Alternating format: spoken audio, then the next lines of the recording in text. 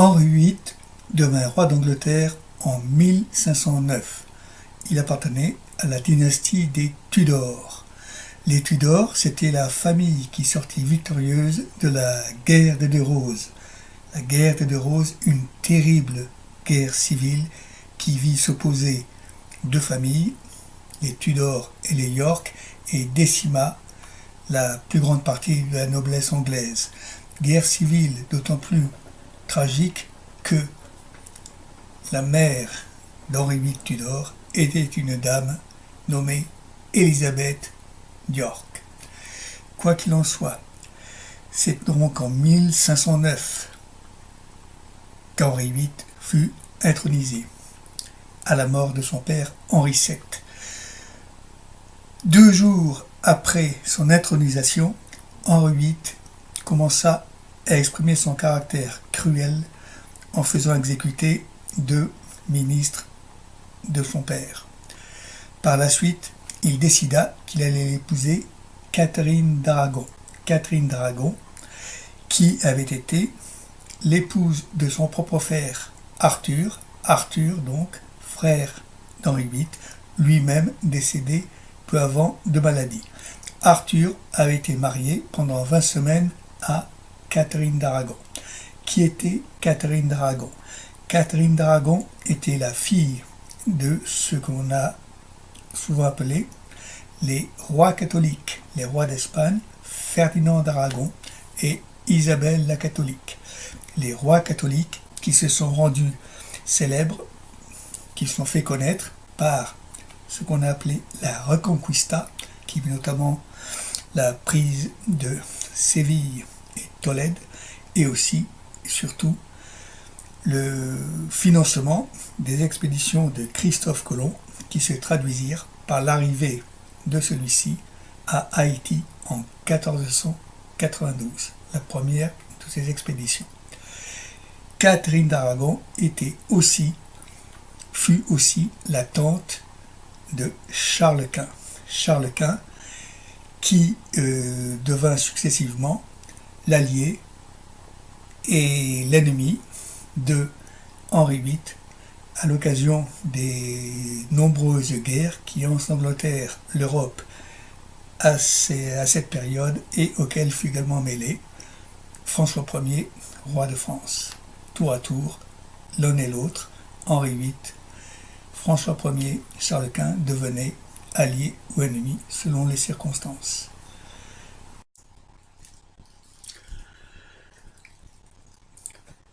Le mariage d'Henri VIII Tudor et de Catherine d'Aragon avait débuté sous des auspices très favorables.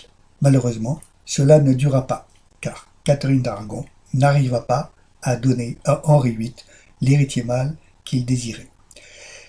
Catherine d'Aragon ne put offrir à Henri VIII qu'une fille, Marie. Cette Marie, née en 1516, deviendra en 1554 reine d'Angleterre pour 4 ans. Mais elle laissera à la postérité un très mauvais souvenir, car, catholique fervente, elle fit procéder à des répressions et des exactions extrêmement féroces vis-à-vis des gens qui ne partageaient pas sa religion. De ce fait, maints historiens lui ont attribué le surnom peu honorable de Bloody Mary, Marie la sanglante. Pour en revenir à Catherine d'Aragon, elle mit au monde 2 filles mort-nées, puis un fils nommé Henri. Malheureusement, ce jeune fils Henri mourut au bout de 7 semaines. Finalement, le seul enfant vivant né de l'union d'Henri Tudor et de Catherine d'Aragon fut cette Marie.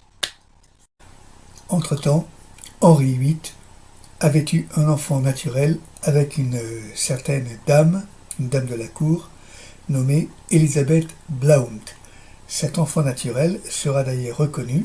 Il portera le nom de Henry Fitzroy, mais il mourra à l'âge de 17 ans. Le fait important à retenir, c'est que finalement, Henri VIII n'eut pas d'héritier mâle de Catherine d'Aragon et cela lui causa un vif désagrément à tel point qu'il décida de divorcer et de chercher une autre épouse susceptible de lui donner ce fils, ce futur roi officiel qu'il désirait tant.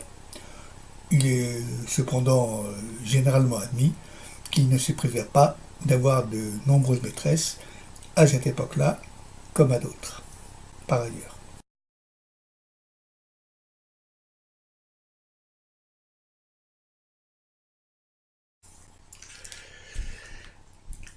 Mais pour divorcer et se remarier, Henri VIII avait besoin de l'accord du pape, Clément VII. Or, le pape refusa de donner son autorisation. De ce fait, Henri VIII envoya en délégation auprès du pape son chancelier, le cardinal Wolsey, Thomas Wolsey. Wolsey avait pour mission d'essayer de convaincre le pape d'attribuer l'autorisation à Henri VIII de divorcer et de se remarier. Mais Thomas Wolsey échoua. De ce fait, il fut banni, puis par la suite exécuté. Il fut remplacé par un autre cardinal, Thomas More. Mais Thomas More fut jugé encore plus inefficace dans la réalisation de la mission qui avait été confiée que son prédécesseur, et donc Thomas More fut aussi exécuté, décapité. Le chancelier successeur fut Thomas Cromwell, et Thomas Cromwell, lui, réussit. Il réussit à donner satisfaction à Henri VIII grâce à une idée de génie. Il suggéra à Henri VIII de se passer tout simplement de l'autorisation du pape en créant une branche parallèle de l'Église catholique à laquelle lui-même et Henri VIII appartenaient. En gros, ils créèrent une déviation, une fille de l'Église officielle qu'ils appelèrent l'Église anglicane. Et le chef de cette Église anglicane fut évidemment Henri VIII. De ce fait, Henri VIII, étant chef de l'Église qui avait force de loi dans le pays, n'avait plus besoin de l'autorisation du pape. On peut noter que Thomas Cromwell ne fut pas vraiment récompensé puisque par la suite, il fut également décapité, mais pour d'autres raisons. Toujours est-il que Henri VIII eut donc satisfaction. Il pouvait divorcer et se remarier. Entre-temps, il avait fait la connaissance d'une dame dont il s'était épris, une certaine Marie Boleyn, dont il eut 2 enfants illégitimes.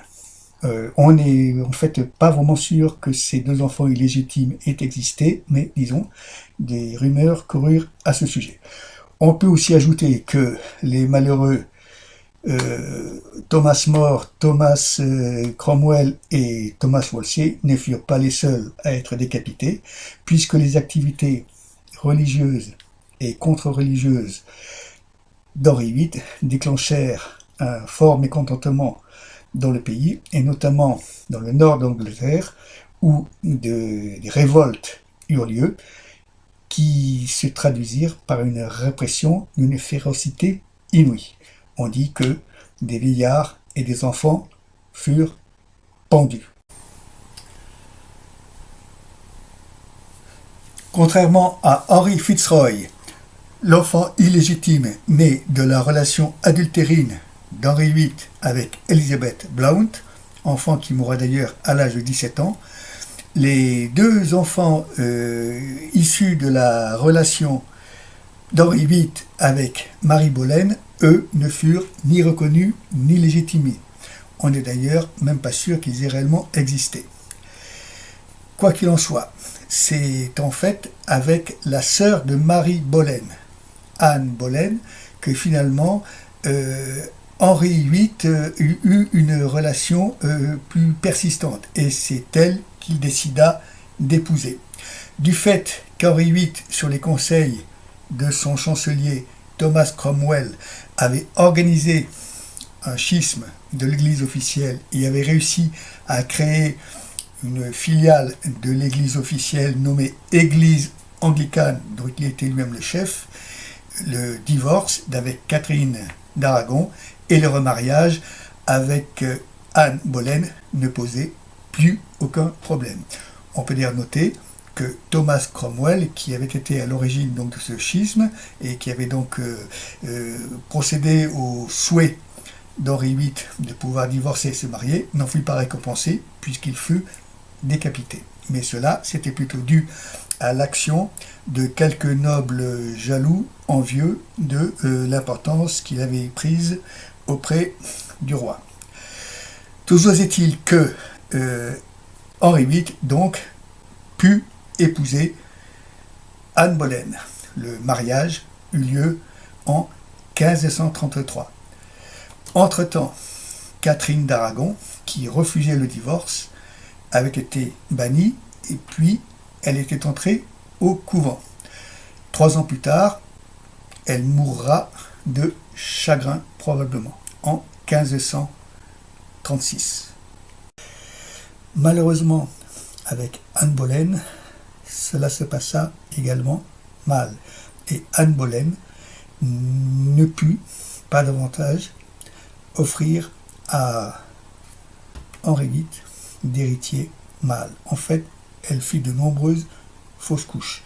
Elle eut cependant un enfant de sexe féminin qu'elle nomma Élisabeth. Élisabeth, comme le même prénom que celui de la mère d'Henri VIII, Élisabeth d'York. Cette Élisabeth deviendra par la suite Élisabeth Ière.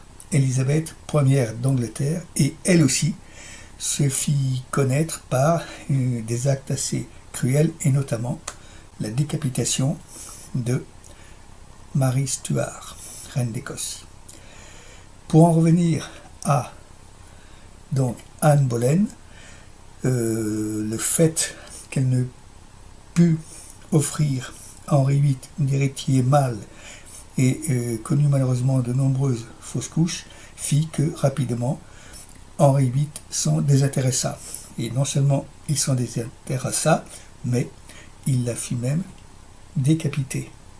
Il la fit décapiter, ainsi d'ailleurs que son frère, sous de faux prétextes, adultère et inceste.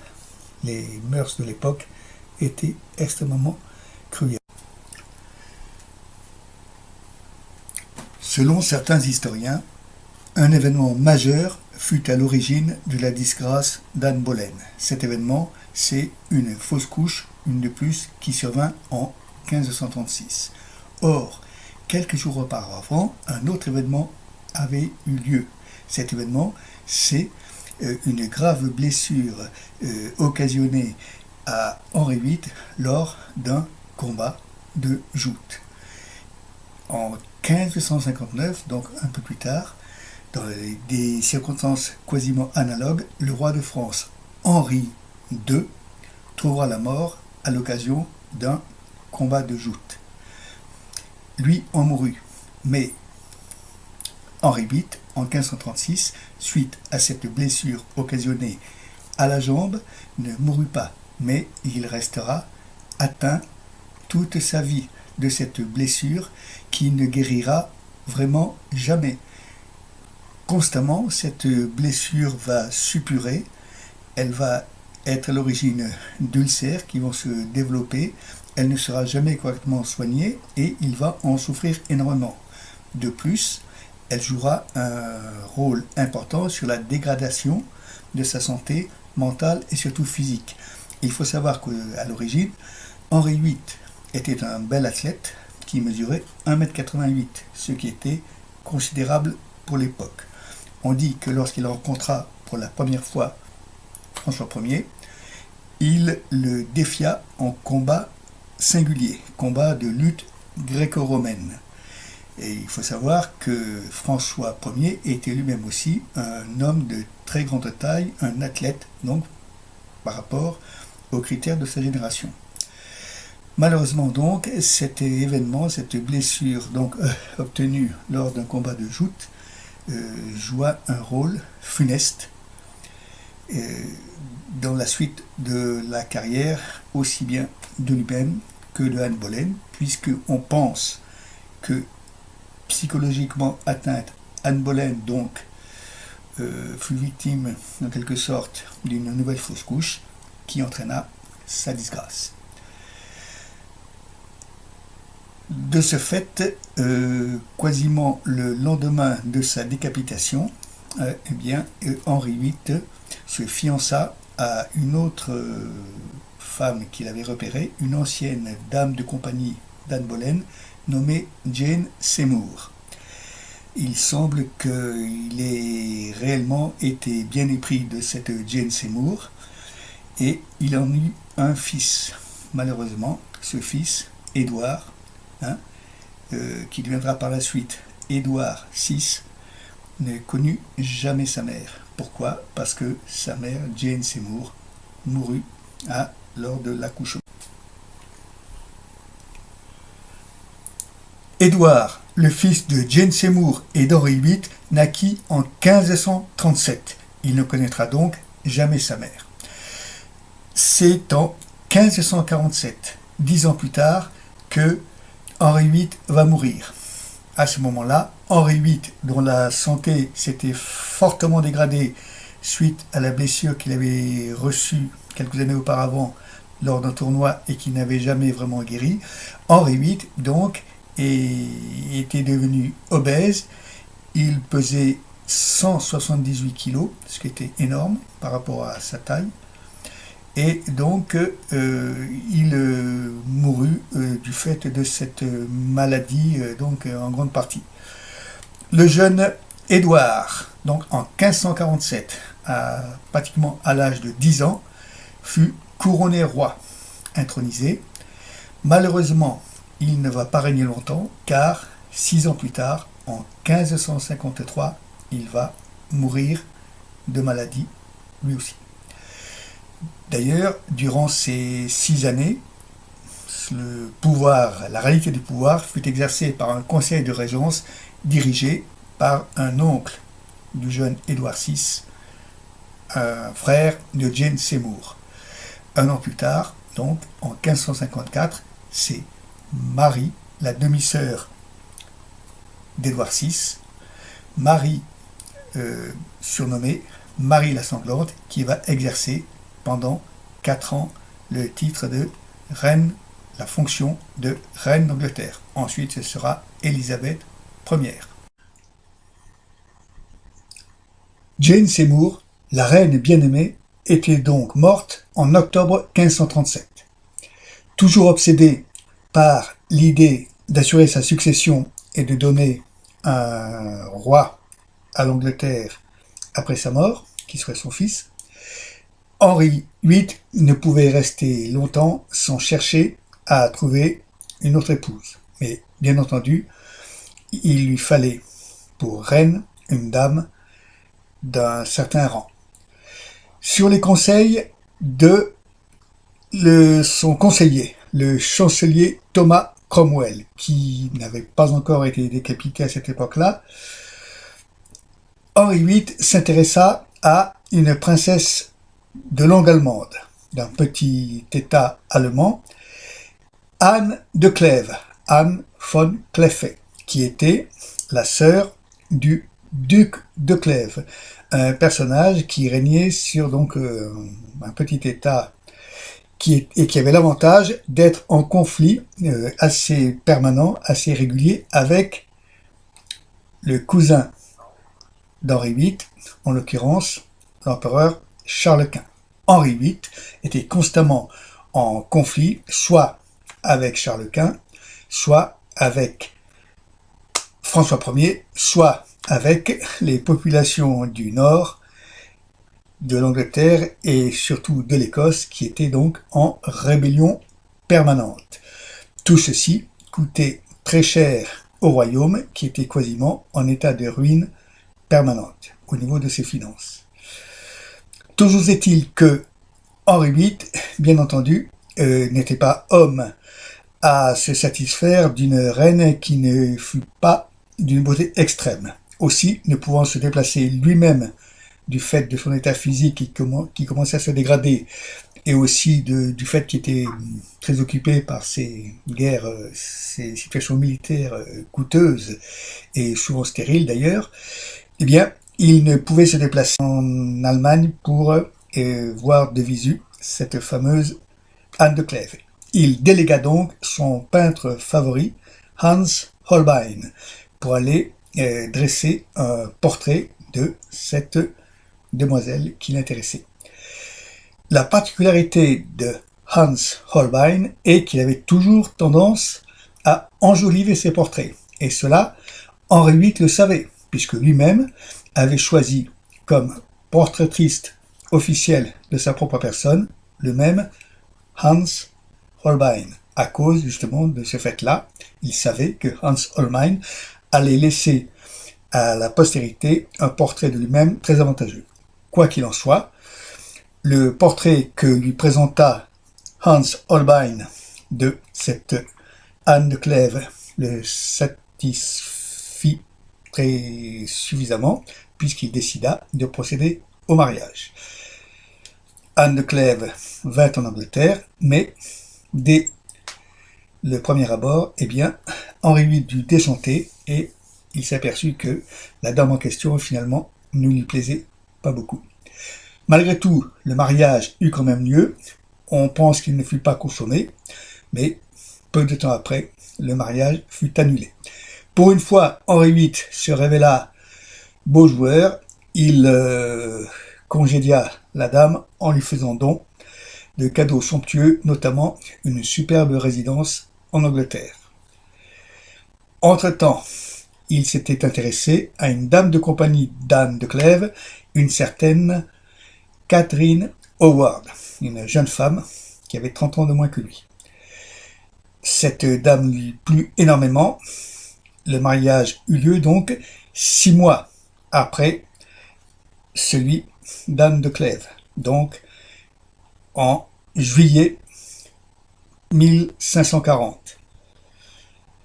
Malheureusement, ce mariage lui non plus ne dura pas, car très vite des rumeurs persistantes furent propagées annonçant que Catherine Howard entretenait une liaison adultère avec un nommé Culpeper, un courtisan de la cour, et que par ailleurs elle utilisait comme secrétaire personnel un ancien amant.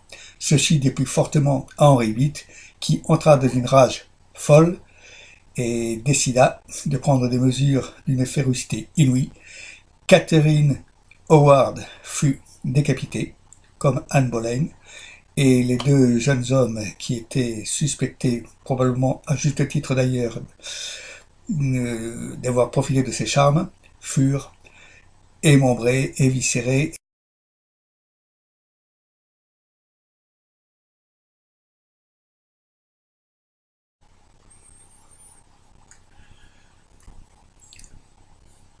La sixième et dernière épouse d'Henri VIII fut Catherine Parr. Catherine Parr va exercer une influence très bénéfique et positive sur le roi, calmant notamment ses ardeurs guerrières et sa propension naturelle à exprimer son tempérament, son caractère cruel. Il est vrai qu'à cette époque, Henri VIII commençait à être assez diminué physiquement. D'ailleurs, il va mourir 4 ans plus tard. Le mariage avait eu lieu en 1543, le roi va mourir en 1547. C'est alors le jeune roi Édouard VI qui va être appelé à monter sur le trône, mais il n'aura alors que 10 ans. Donc, de fait, la réalité du pouvoir va être exercée par une régence dirigée par un oncle du jeune roi Édouard VI, qui sera donc un frère de l'ancienne reine, malheureusement décédée, Jane Seymour. Malheureusement, le jeune roi Édouard VI va mourir à l'âge de 15 ans, entre 15 et 16 ans, et c'est donc sa demi-sœur Marie qui sera surnommée Bloody Mary, qui va monter sur le trône en 1554 pour 4 ans. Ce sera ensuite l'autre demi-sœur, Élisabeth Ier, qui en 1558 va prendre la relève. Le règne d'Élisabeth va être particulièrement long, 45 ans.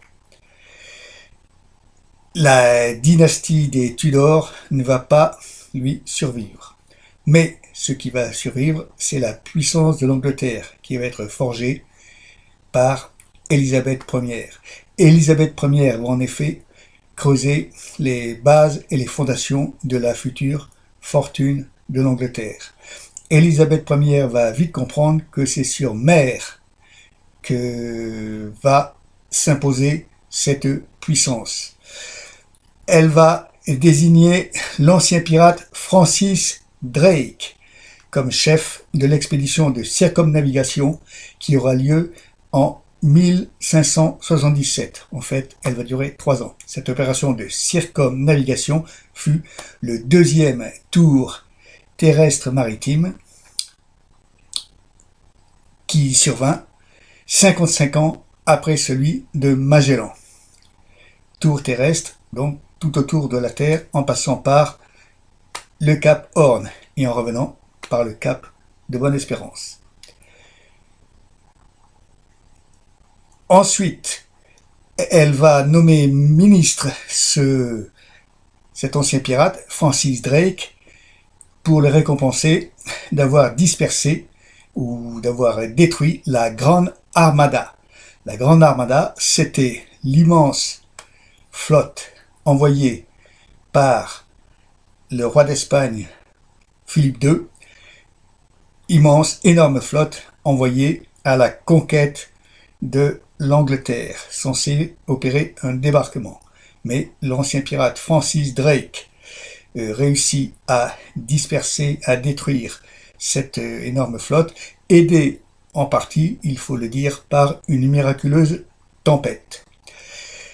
Quoi qu'il en soit, cette fortune donc créée, cette fortune maritime dont les bases furent semées, plantées par Élisabeth Ier, va assurer la puissance, la fortune de l'Angleterre pendant plus de 3 siècles. Elle va permettre au pavillon britannique, celui qu'on va appeler par la suite l'Union Jack, de flotter sur les 7 océans et sur tous les continents pendant plus de 3 siècles. Cette immense force navale va constituer ce qu'on a appelé les fameuses murailles de bois. Les murailles de bois, ce sont tous ces vaisseaux qui vont protéger Londres et l'Angleterre de toute attaque extérieure. Ils vont faire de l'Angleterre une forteresse inexpugnable et aucune force étrangère ne pourra jamais débarquer sur le sol britannique. Notamment l'expédition qu'avait tenté Napoléon en 1802 sera vouée à l'échec. Ces fameuses murailles de bois au temps de Trafalgar en 1805, sous la direction de l'amiral Horatio Nelson, se compteront au nombre de 691.